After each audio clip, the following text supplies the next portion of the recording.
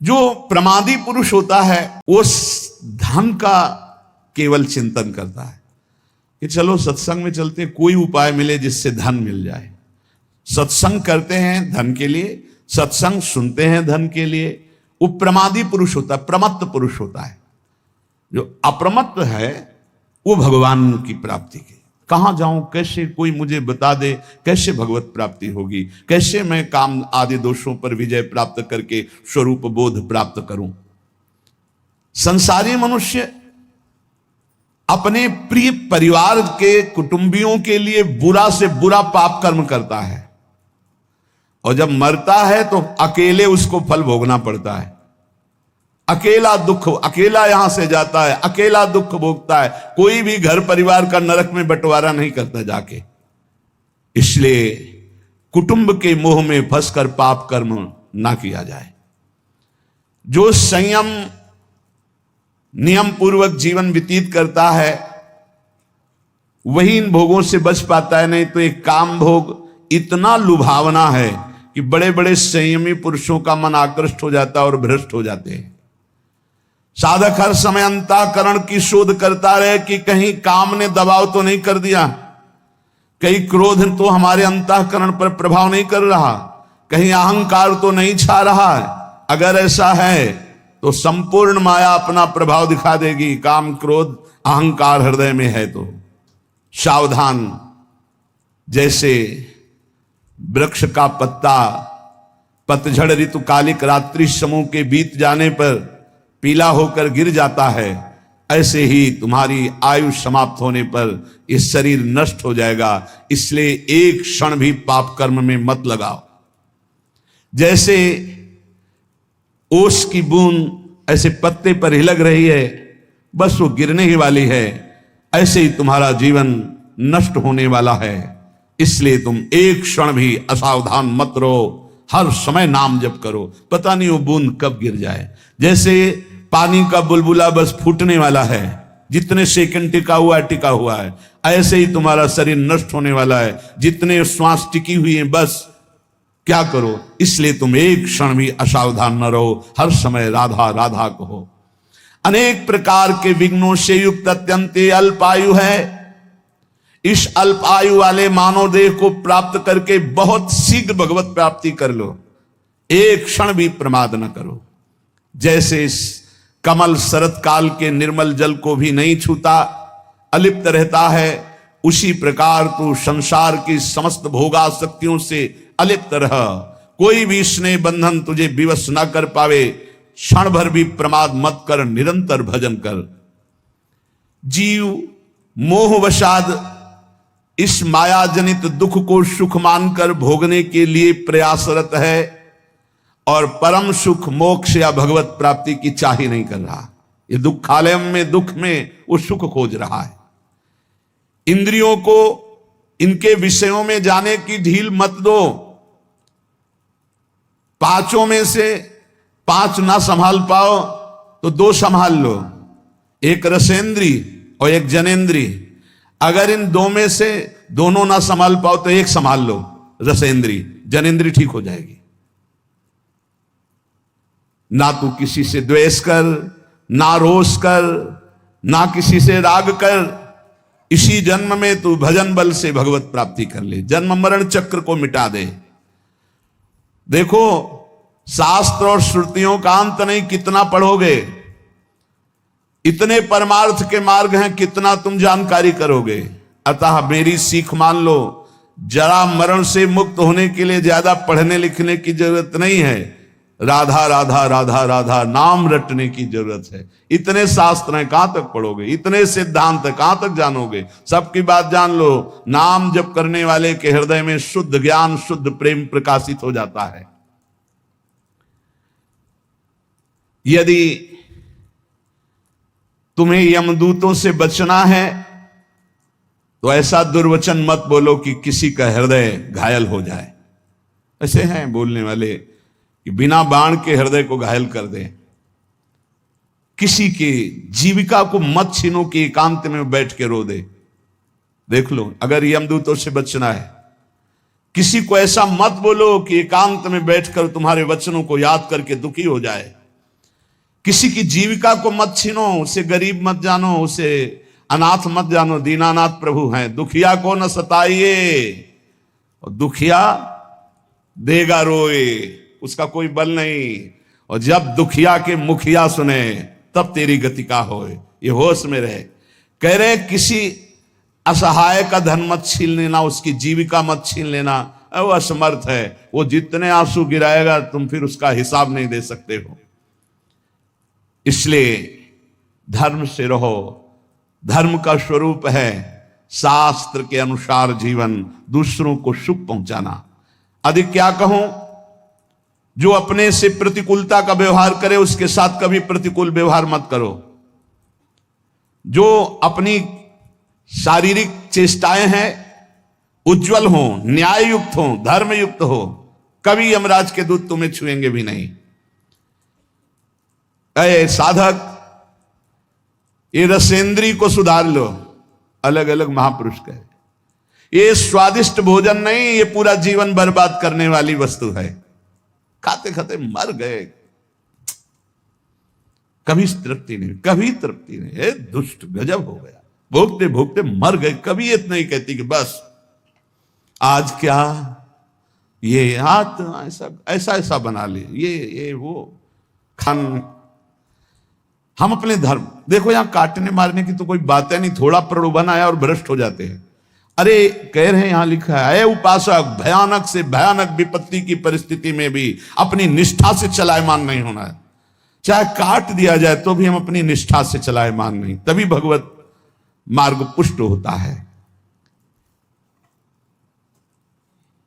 पाप कर्म में कभी रति मत करना। ध्यान से सुनो, जो प्रश्न करते हैं कि पापी लोग बड़े सुखी दिखाई देते हैं, ये ताजे दूध की भांति पाप कर्म होता है। जैसे ताजा दूध न फटता है तुरंत और न विकार को प्राप्त होता है, पर आगे चल करके वो दुर्गंध युक्त हो जाएगा। ऐसे अभी अभी पाप हुआ है तो पूर्व के पुण्य काम कर रहे, सब काम बनता चला जाए, लेकिन वो पाप कर्म ढकी हुई आग के समान है। जिस दिन वो अपना रूप धारण करेगा भस्म कर देगा, तुम्हें नष्ट कर देगा। इसलिए जब तक तुम्हारा पाप भजन के बल से नष्ट नहीं हो जाता, तुम्हारा पीछा करता, विश्व में कहीं भाग के चले जाओ, वहीं तुम्हें दंड दे देगा तुम्हारा पाप कर्म। मत एकत्रित करो पाप कर्म, डरो पाप कर्म करने से। वो सुरक्षित तब तक पीछा करेगा जब तक तुम्हारा नाश नहीं कर देगा। दुष्ट स्वभाव के मित्रों का कभी भी संग ना करो। उत्तम स्वभाव वाले ही भगवत मार्ग के पथिकों से मित्रता करो। सब पर भगवत भाव पर दोस्ती नहीं। जैसे ठोस पहाड़ को हवा नहीं उखाड़ सकती, ऐसे ही निष्ठावान को कोई विपत्ति निंदा विचलित नहीं कर सकती।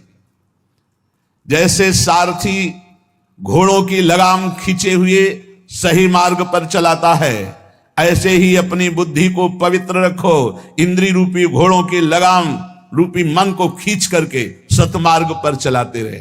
बुद्धि शुद्ध कैसे होती? ईश भजन सारथी सुजाना। इष्ट देव का भजन करो तो सारथी सुजान, बुद्धि बहुत ज्ञानमयी हो जाएगी। यदि तुमसे कोई पाप बन जाए तो दोबारा करना मत, तो तत्काल उस पाप का प्रायश्चित करके उसे भस्म कर दो, नहीं वो तुम्हें नष्ट कर देगा। दोबारा करना नहीं। और जो हो गया है उसका महापुरुषों से पूछो क्या प्रायश्चित है, और वो जो बता दे वही कर दो, उससे भस्म हो जाएगा। और यदि पुण्य कर चुके हो, पुण्य किए हो, तो उसे बार बार करो पुण्य कार्य को, और कभी किसी से बताना नहीं, तो तुम्हारा पुण्य तुम्हें लाभ प्रदान करेगा। ध्यान दीजिए, पाप कर्म हो तो दोबारा करना नहीं, महापुरुषों से बताकर उसका प्रायश्चित तत्काल उसको भस्म कराओ, नहीं तो ब्याज सहित दंड देगा। और पुण्य किया हो तो किसी से बताना नहीं, और बार बार सुकृत धर्म आचरण करो, वो तुम्हें महासुख प्रदान करेंगे। लेकिन पाप करोगे तो कोई जान भी नहीं पाएगा, और पुण्य करोगे तो माइक से हल्ला मचाओगे, 4 लोगों को बताओगे, पोस्टर भी छपवा देते हैं कि आज जो है हम फूल बंगला बनवा रहे हो, 50 ब्राह्मणों को भोजन करवा रहे हैं, 50 साधुओं को पवा रहे हो, हमारा ये फोन नंबर, हमारा ये पता हो, अपने पूरे परिवार का नाम। इससे क्या होगा? सब खत्म, सब खत्म हो गया। जितने लोग देखते जाएंगे सुकृत के अधिकारी हो जाएंगे, तुम्हारा सारा सुकृत नष्ट होता जाएगा। सिद्धांत को समझो, पुण्यात्मा पोस्टर नहीं छपवाते। यदि पुण्य बन जाए तो कभी जबान से मत कहो किसी को कोई जान न पावे, पर अहंकार चैन नहीं लेने देता, वो बताता है। एक भगत जी आए तो बार बार बीच में एकांतिक में बोल उठते, भारत के जितने तीर्थ हैं 5-5 बार गए हैं हम, ठीक है। फिर बीच में बद्री नारायण कहां कई बार गए हम, कई बार। ये अहंकार देखो, शास्त्र संत महापुरुषों के वचन, पुण्य करो जबान से न निकलने पावे, कोई जान न पावे, और पुण्य बार बार करो और भगवान को समर्पित कर दो। जिस पुरुष की आकांक्षाएं यहां समाप्त हो गई हैं वही जीवन मुक्त है। जीवन मुक्ति की पहचान, जिस पुरुष की आकांक्षाएं यहां समाप्त हो गई हैं, यही जीते जी वो जीवन मुक्त है। कोई चाह नहीं, कोई मांग नहीं। और जिस पुरुष की चाह नहीं समाप्त हुई, तो आगे सुन लीजिए, जिस पुरुष की आकांक्षाएं हैं, चाह है, वो चाहे नंगे रहे दिगंबर, चाहे जटा रखा ले, चाहे पंख लगाए, चाहे उपवास करे, चाहे भूमि पर सोए, चाहे धूल लपेटे, चाहे जैसे रहे, वो जीवन मुक्त नहीं हो सकता। ये बात है। बाहरी इन क्रियाओं से जीवन मुक्तता नहीं देखी जाती। आकांक्षा रहित ब्रह्मभूता प्रसन्नात्मा, न सोचती न कांक्षति, न कोई सोच है न कोई चाह है। जो शतमार्गी है, चाहे उसके ऊपर रुपयों की वर्षा कर दो तो भी वो अपने शतमार्ग को नहीं छोड़ेगा। जैसे कामी पुरुष को भोगों से तृप्ति नहीं होती है, ऐसे भजनानंदी को कभी भजन से तृप्ति नहीं होती। जितने भी ब्रह्मा के रचे हुए भोग हैं सब अल्प स्वाद वाले, परिणाम में दुख देने वाले हैं। इसीलिए विवेकी साधक कभी भोगों में रति ना करके सम्यक रूप से तृष्णा का नाश करके भगवान का भजन करता है। राग के समान अग्नि नहीं, जला डालेगा। द्वेष के समान मल नहीं, भजन में बाधा पहुंचा देगा। पराई निंदा के समान दुख नहीं, मत करना, नहीं तो दुख में फंस जाओगे। दूसरे को दुख देने के समान अशांति नहीं। अगर दूसरों को दुख दिया तो तुम स्वयं अशांत हो जाओगे। उपासक ध्यान दे, जब तुमसे कोई द्वेष करे, शत्रुता करे, तो तुम्हारा बर्ताव प्यार का होना चाहिए। करो। साधु मार्ग में चलने वाले, चाहे गृहस्थ हो चाहे विरक्त, जब तुमसे कोई कटु व्यवहार करे, द्वेष दुश्मन का व्यवहार करे, तो तुम उससे पहले बोलो राधे राधे। वो भले गाली दे, तुम ऐसे बोलो। तुम्हारा व्यवहार प्यार का होना चाहिए। जो तुम्हारा अनिष्ट करे उसे तुम आशीर्वाद दो। देखो भगवान के पार्षद का स्वभाव। जो तुमसे घृणा करे उसका तुम मंगल सोचो। जो तुम्हारी निंदा करे तुम प्रभु से प्रार्थना करो कि उसकी बुद्धि शुद्ध हो। यह है भगवत मार्ग। कितने कठिन है। जो हमसे दुश्मनी करे उससे हम प्यार से झुक के बात करें। जो हमारा बुरा चाहे उसको हम आशीर्वाद दें। जो हमसे घृणा नफरत करे उसका मंगल मनावें। जो हमसे द्वेष करे उसके लिए प्रभु से प्रार्थना करें। थोड़ो खाई तो कल्पे झलपे, घणो खाई के रोगी। और दोहू पंखा की संधि विचारे, तो है वो बिरला जोगी। बात समझना यहां। थोड़ो खाई, बिल्कुल पूरी लगन लगी रहेगी भोजन में। और घड़ों खाई तो रोगी, और दबा के खाओगे तो रोगी हो जाओगे, भोगी हो जाओगे, भजन नहीं बनेगा। तो बोले दोहू पंखों की संधि विचारे, वो है लोभ मोह बीच समाज में रहते हुए भी तुझे ग्रसित न कर पाए। चाहे एकांत हो या समाज, दोनों में तेरी स्थिति एक जैसी हो। हबक न बोली वो, ठबक न चली वो, धीरे धरि बा पावो। गरम न करी वो, सहजे रही वो, भड़ंत गो रख राऊं। कह रहे कि मचल के नहीं, गंभीरता पूर्वक पैर, एक साधु एक एक पैर संभाल के रखता है। कोई जीव न मर जाए, उसकी चाल अलग होती। आराम आराम, हबक ऐसे नहीं। और जब बात करना है तो एकदम उतावले होकर के नहीं, बहुत गंभीरता पूर्वक शांत विचार पूर्वक बोलिए। ये योगी के लक्षण है। हबक न बोली वो, ठबक न चली वो, धीरे धरि बा पाऊं। आराम आराम से नाम जप करते हुए पैर रखो। बिल्कुल ऐसे उतावले होकर बोलने मत लगो। और ठबक मचलते हुए नहीं चलना चाहिए। नहीं, जैसे साधु का चाल होती है, ग्रीवा झुकी हुई, गंभीर मुद्रा, एक एक कदम आराम से चल। गर्व न करिबो, किसी भी प्रकार का गर्व नहीं होना चाहिए। भेद न कहना, अपने हृदय की बात किसी को ना बताए। कह रहे कि अपने हृदय के सहजे रविवा भड़ंत गौरव राम। गोरखनाथ जी कहते हैं, मैं जो आपको आंतरिक वृत्ति बता, अपनी स्थिति कभी किसी से बताए ना। बोलते नहीं वो कुछ, बहुत गंभीर रहते हो, लगता है भजन में रहते हो। पीड़ा है ना, तो उसी में चिंतन में रहते हो, बहुत पीड़ा है, उसी में लगे रहते। क्या पीड़ा है? जाओ यार प्रपंच कर, चल आप पूरा तुम्हें इतिहास बतावे, चलो यहाँ से ऐसे। और एक तो साधु की दृष्टि में दम होना चाहिए, जल्दी कोई बातें नहीं करेगा। अपने स्वरूप में हो तो कोई बात नहीं कर सकता। मन में रहनाम भेद न कहनाम, बोलिया अमृत बाणी। गोरखनाथ जी कह रहे मन में रहना अंतर्वृत्ति, भेद न कहना। क्या साधना कर रहे हो, क्या गुरु ने उपदेश किया, कभी किसी से न बताए। अपने साधन को कभी किसी से न बताए। बोलिवा अमृत वाणी, जब बोले तो अमृत शब्द बोले। नाम, लीला, गुण, ये अमृत शब्द है। अगिला अग्नि होइबा अवधूत, तो आपन होइबा पानी। बोले अय अवधूत, जब कोई तेरे को आग बबूला करने के लिए उपाय करे, गाली देना, मारना, निंदा करना, तब तू पानी की तरह बहना, तेरे अंदर क्रोध नहीं आना चाहिए। ऐ अवधूत साधक, तू अपने को कभी किसी के सामने प्रस्तुत मत कर, तेरी साधना क्या है, गुरु ने क्या बताया, तू किस स्थिति का है, ये प्रस्तुत मत कर। बहुत सावधानी पूर्वक बोलो, अमृतमय वचन बोलो। और कह रहे जब कोई तुझे आग बबूला करना चाहे, निंदा अपमान ऐसे कर, तो तू पानी की तरह बह जा, क्षमा कर दे, बिल्कुल गुस्सा नहीं आनी चाहिए। गोरख कहे सहुड़े अवधू, जग में ऐसे रहना। आंखें देखिवा काने सुनिवा, मुखते कछु न कहना। नाथ कहे तो आपा रोपो, हट कर बाद न करना। यह जग है कांटे की बाणी, देख देख के धरना। गोरखनाथ जी कहते हैं तू संसार में दृष्टा मात्र है, इसलिए जब गाली दी जा रही, अपमान दिया जा रहा, अंतःकरण में जलन हो रही, तेरे में नहीं। तू दृष्टा मात्र, साक्षी मात्र बना रहना। आंख से सब कुछ देखना, कान से सुनना, परंतु मुख से कुछ मत बोलना। तू दृष्टा बना रहना, तेरे को कोई परेशानी नहीं होगी। तू अपना आपा समझ, तू परमात्मा का स्वरूप है। हठ पूर्वक किसी से बात विवाद मत कर। ये जगत कांटे की बाड़ी है, बहुत देख देख के पैर रखना, नहीं तो कांटा चुभ जाएगा, फंसा लेंगे ये लोग, संसारी लोग फंसा लेंगे। तू अपने स्वरूप में रहना और साक्षी भाव में रहना। और बहुत बहुत बढ़िया मस्ती की बातें है योग की, जो भगवत मार्ग के पथिक उनको मस्त करने वाली बातें। स्वामी बंड खंड जाऊं तो खुबिया व्यापे, और नगरी जाऊं तो माया, भरी भरी खाऊं तो निंदा व्यापे। क्यों सीझत जल ब्यंब की काया, खाए भी मरिए अण खाए भी मरिए। गोरख कहे पूता संजम ही तरिए, धाये न खाइवा भूखे न मरिवा।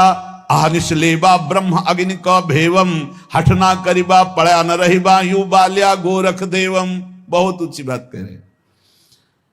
स्वामी वन में जाऊं तो पैरों में कांटा चुभते हैं और भूख लगती है, और अगर शहर नगर में जाऊं तो माया खींचती है।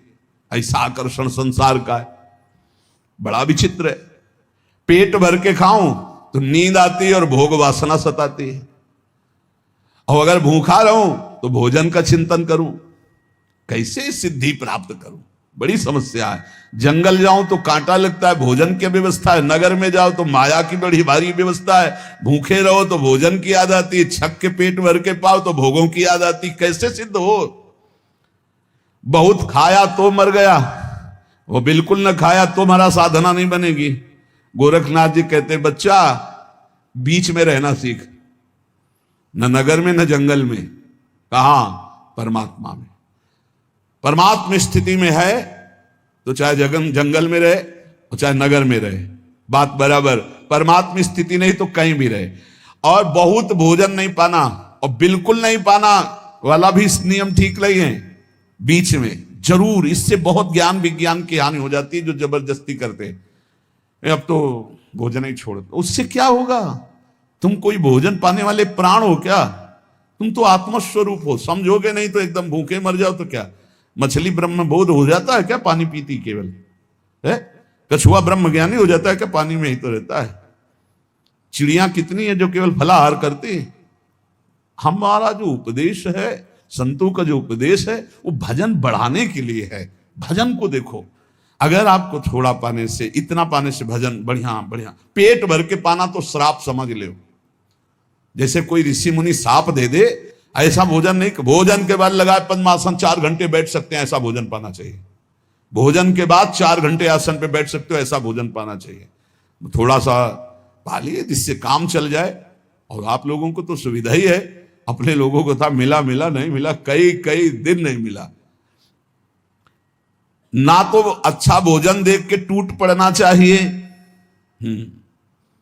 भंडारे के बहुत इसमें रसेंद्री मार, इसको रसेंद्री को मार हम तो कहते हैं, मारना चाहिए। एक बार तो डटके से मारना चाहिए। अपने लोगों ने जब यौवन अवस्था का प्रारंभिक साधन था, वर्षों नमक नहीं पाया, केवल सब्जी बिना नमक के, इतनी उबाल के केवल सब्जी, और कभी ऐसे मुरझाए हुए नहीं रहे। फिर नियम लिया, अब गंगा जल से बन करके केवल होगी, नहीं बनेगी अगर व्यवस्था नहीं भगत बना पा रहे तो केवल गंगा जल। कई वर्ष तक अन्न जबान में नहीं रखा, कई वर्ष तक मारा जाता है मन को। हाँ, थोड़ा सा भाई प्रार्थना है, अच्छा खाना देखकर टूट मत पड़ो, खाए भी मरिया मरोगे फिर। बहुत ही जहर है भोजन और बहुत ही अमृत है उचित। यार 2 रोटी जरा सी सब्जी लगा के खा भजन में, बड़े बड़े कटोरा, बड़े बड़े, पता अभ्यास बना लो भाई, तो वैसे अभ्यास बन जाएगा। बहुत सावधान, रात दिन ब्रह्म रत्न का संचय करो, चिंतन, राधा राधा राधा राधा, ब्रह्म रूप में स्थित रहो रात दिन इसके लिए। और पेट जब भर जाएगा ना तो ब्रह्म रूप में स्थित नहीं रह सकते। आप देख लो, पेट में वजन नहीं होना चाहिए, तब भजन होगा। और जब पेट में वजन, तो भजन में अरुचि हो जाएगी। भोजन के बाद ऐसे देखो, पेट में वजन तो नहीं लग रहा है, ऐसा भोजन पाओ। बहुत, अब इसकी बहुत बहुत कई बार इस पर चर्चा इसलिए करते हैं कि इसी पर सब गड़बड़ हो रहा। आलस्य में पड़े रहने वाला कभी योगी नहीं होता। कह रहे हैं, हठ ना करिबा पड़ा न रहिबा, यो बाल्या गोरख देवम। गोरख देव जी महाराज कहते हैं कि हठ करके भोजन है, भोग है, ये सब वस्तुएं हैं, इससे हटो, प्रमाद करके पड़े मत रहो। कैसे हम तुम्हें बताएं, ये तो बहुत, साधक के अंदर खुद इतनी आग होनी चाहिए। 4 घंटे और हद से हद 5 घंटे, 24 घंटे में 5 घंटे से ज्यादा साधक को नींद नहीं लेनी चाहिए।